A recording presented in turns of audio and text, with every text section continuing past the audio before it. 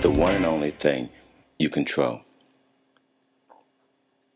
I've learned that there's not much in life that I really have control over. I don't control the weather. I can't control other people. I can't control very many situations. The reality is that there's very little that any of us have control over. But what we do have control over is probably the most important thing, and that is our mind, our thinking.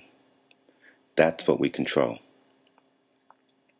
Living in Texas, we had more 100-degree temperatures in the summer than you can imagine. And for someone like me who likes to run, that can be really tough. When day after day the temperatures are in the 90s or even above 100, you know, running can become very uncomfortable.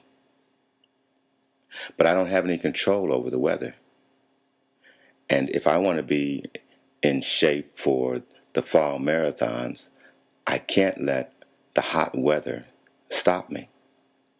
I still have to get up and get those long runs in. I can't control the weather. It's the same thing with people in my life. I don't have any control over them either. If I want to do something, there may not be anyone else who wants to do it but me. They may have other reasons or other things going on in their life that keep them from wanting to do what I want to do. They may have things that cause them to be upset and to treat me bad or to react strangely. I really have no control over other people. And that's probably good because what they're going through probably is none of my business. The only thing, the one and only thing that I see that I have control over is my mind. So I have control over how I'm going to think about the weather. I have control over how I'm going to think about people and relationships and situations that I find myself in. I think that's where the real power is anyway. Having control over your thoughts, having control over your actions, having control over your feelings.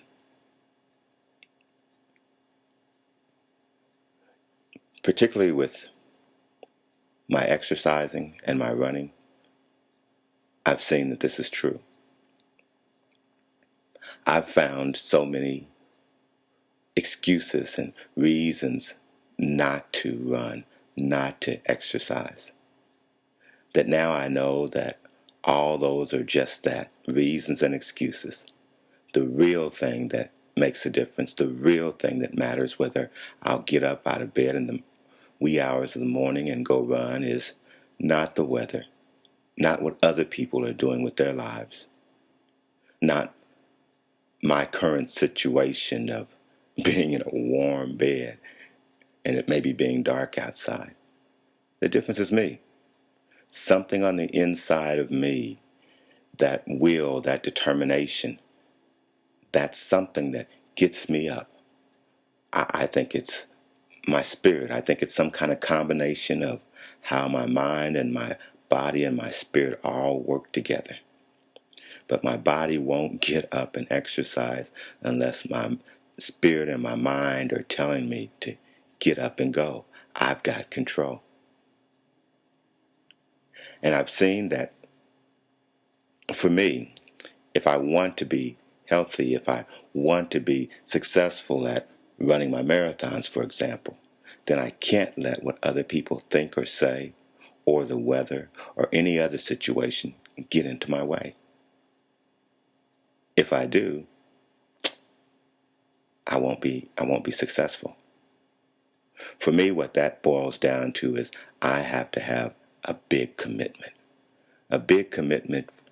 to make a difference in my life, to grow in my life, to be successful with those things that I attempt in my life. So, for example, this past year,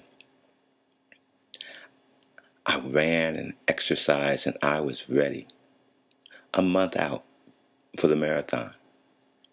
But something inside of me just wasn't quite committed as I had been in the past. I just didn't really feel it. I guess it was that burnt out feeling. And I began to look for reasons and excuses not to run. Oh, maybe the weather would be bad.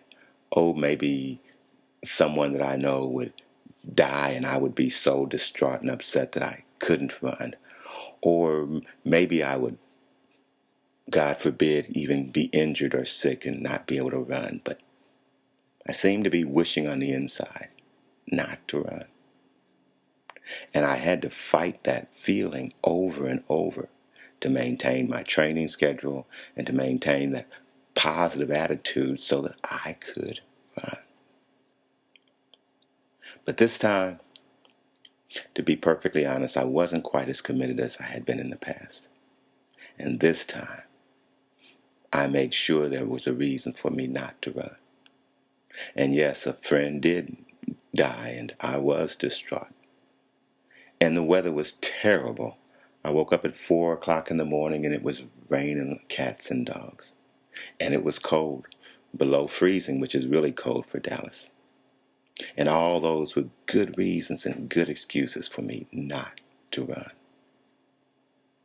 So in this year, in 2011, I punked out, and I did not even attempt to run the White Rock Marathon.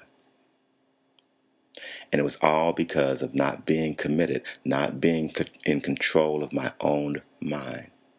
If I had been in control of my mind, I would have made a deeper commitment. I would have made a promise to myself to get it done regardless, no matter what. But instead, I was wavering, trying to find a reason not to go. Now, I know this is true because only a couple of years ago, I had been in a similar situation. And I just happened to run across an article that I had written about that same marathon in 2009. And I wrote about how cold it was and how long it seemed to be. And it was cold for those first 9 miles running into the wind and into the driving rain blowing into our faces. And at the 7-mile marker and the 10-mile marker, I wanted to quit. I wanted to turn around, but kept on going. And as we got out around the lake, I can remember the 10-mile lap around the lake, and you could see the white caps of the waves on the lake. It was so windy and so cold. It was a miserable, miserable day. But you know what? I was committed to finishing that race. I was going to finish that race no matter what. That day, I didn't let the cold stop me. I didn't let the rain stop me or the wind stop me or the distance stop me. I didn't try to find reasons or excuses for why I couldn't do it. Instead, I looked for reasons why I could do it, why it was important to me. I made a commitment to my father who had passed. I made a commitment to my brother who had passed, and I was going to run for them. I was going to prove to my grandmother and my grandfather's spirit that I was doing the best I could, and I was living up to their name. I was committed.